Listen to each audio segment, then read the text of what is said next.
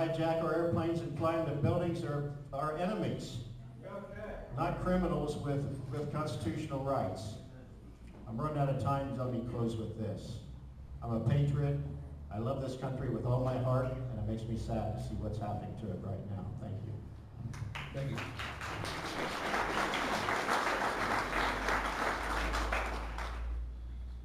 Next candidate is Dave Doppelmayr.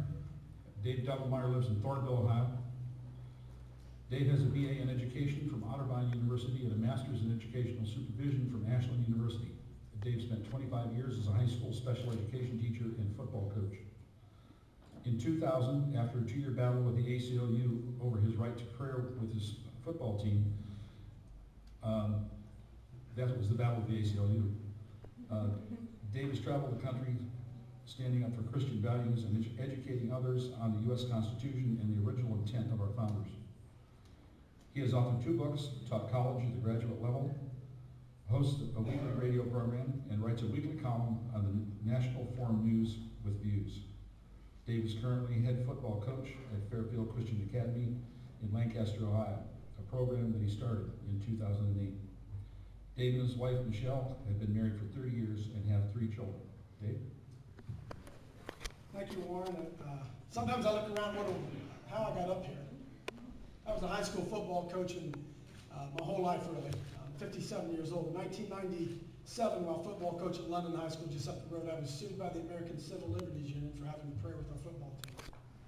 Went through a 2-year battle with the ACLU for our right to be able to pray, and at the end of that, the conclusion of that, I looked around and I began to see exactly what was going on in America. I tell everybody that I was at the breaking of the wave of this anti-Christian sentiment that's going on in the United States of America. I walked around, I didn't lose my job. Everybody comes around, pats me on the back, says, "Oh, coach, you lost." No, I did not lose my job. I walked away from it, started Pass the Salt Ministries, and I've spent the last 10 years of my life fighting for these conservative values that everybody up here is going to talk about. And I believe everyone up here is a conservative. I really believe that. But here's the difference. Here's what separates me from the crowd, I believe. I have been out on the street. I have not been out earning a fortune with my life. I have been fighting on the streets. I spent 7 nights. Just let me give you some things that we've done. Because people think I'm crazy, you know, and I say, well, I'm a bit nuts, but I'm screwed on to the right bolt. You understand? I don't know about you folks. I'm a little bit tired of having people tell me that my faith has no place in the public school. I believe it in love, and I'm not afraid to stand up and speak that. As they say, I wear my hat on I wear it on my hat, because I'm not ashamed of the gospel. And I'm here to tell us all tonight. It's going to scare a lot of people, but I'd rather be right. See, I'd rather tell you the truth and be right than to be the 18th Congressional District Representative. I have to tell you the truth, folks. Our problems are not political. There's not going to be some savior come riding in on Air Force One. We can elect Bob Gibbs, and he may do a great job, but they're not the answer. The answer is we have got to return in this country to those time-honored values that you all were raised with, that you taught your children, and that you want your grandchildren to be taught of. We live in a culture today where the President of the United States, our elected representatives, lie to us with impunity. Lying has become acceptable. And if we believe that we can continue to thrive and grow in a nation like this, where lying and dishonesty is honored, we got another thing coming. I want to go to Washington, D.C. and speak truth to power. I'm not a politician. I'm not running for this because I'm a popular guy. I'm running for this because I'm not afraid to go to power, speak the truth, and let the chips fall where they may. God bless you.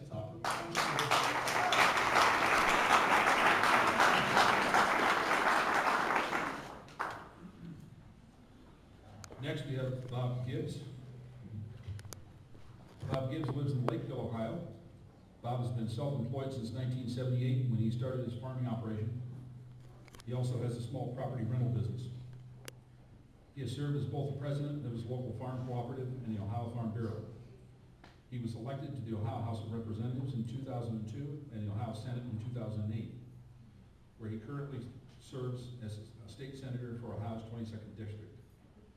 Bob is a recipient of the Guardian of Small Business Award from the National Federation of Independent Business, and a 3-time recipient of the Watchdog of the Treasury Award from the United Conservatives of Ohio. Bob and his wife Jody reside in Holmes County and have 3 grown children. They have been married for 34 years. Bob? Thank you, Warren. I too want to thank everybody for coming out here tonight. And you're out here because you know the stakes are really high. This country's on a path of not a good way to go, and we need to fix that. And when I talk about national security, I'm really concerned about that. The terrorists, what's going on with that, and what they're talking about, trying them in our courts under our Constitution. They should not have our constitutional rights. They're not American citizens. So that's the #1 role of the United States government, is to protect us. Now, the other part of security I like to talk about is the economic security. We are amassing a huge debt and huge federal deficits. And if we stay on this course, it's risking our national security, and we absolutely need to cut spending and get it under control. And also, when we have all this unemployment because of what's happening here in Washington, D.C., it's causing unemployment. They're causing the problem to prolong because everybody that I talk in the business community is scared to death to act because of the uncertainty that's coming out of Washington, D.C. That's risking our national security too, because we're getting more and more government and more dependency on taxpayers when people can't go find a job and have an economic opportunity.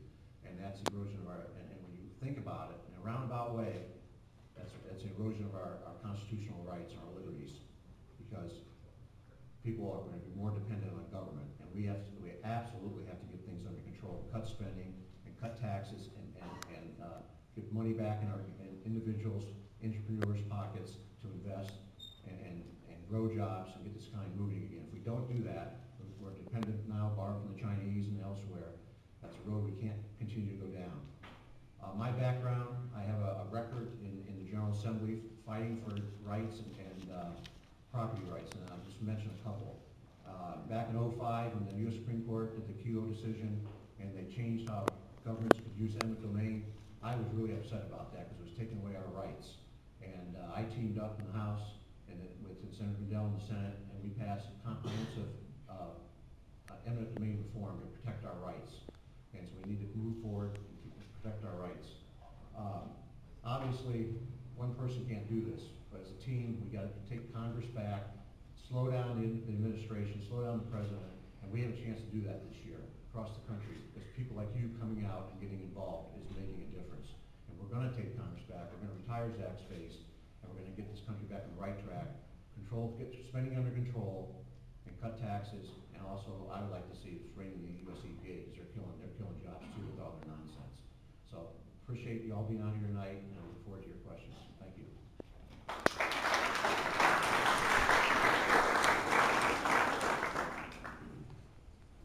Next up is Ron Hood. Ron lives in Asheville, Ohio. Ron is a former 4-term state representative and executive director of membership communications for the National Right to Work Committee.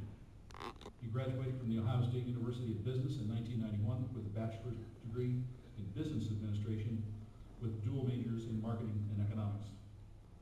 In 2001, Ron married Michelle Marie Dean of Xenia, soon after relocating to Central Ohio. Ron and his wife have 2 children, daughter Ella and son Edward, and a 3rd child due this spring. Congratulations. You have 3 minutes.